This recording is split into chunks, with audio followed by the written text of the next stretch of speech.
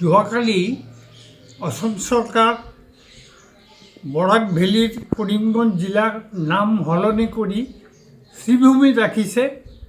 সেইটোত আমি বৰাক ভেলীৰ মানুহ খুব আনন্দিত হৈছোঁ, কাৰণ ভাৰতবৰ্ষ যেতিয়া দ্বিখণ্ডিত হোৱা নাই তেতিয়াৰ পৰাহে ৭৬ জিলাটো নাম আছিলে শ্ৰীভূমি। দেশ যেতিয়া ভাগ হ'ল তেতিয়া ৭৬ জিলাক দুই ভাগ কৰি দিলে। এটা ভাগ আহি গ'ল কৰিমগঞ্জ, সেইটো আহি গ'ল ইণ্ডিয়াত অসমৰ লগত, আৰু বাকীটো থাকি গ'ল বাংলাদেশত।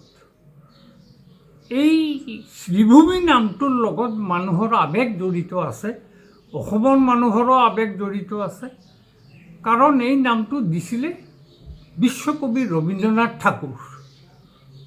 এই ৰবীন্দ্ৰনাথ ঠাকুৰৰ দিয়া নামটো গুচাই দি ব্ৰিটিছে এই কৰিমগঞ্জ জিলাৰ নামটো দিলে।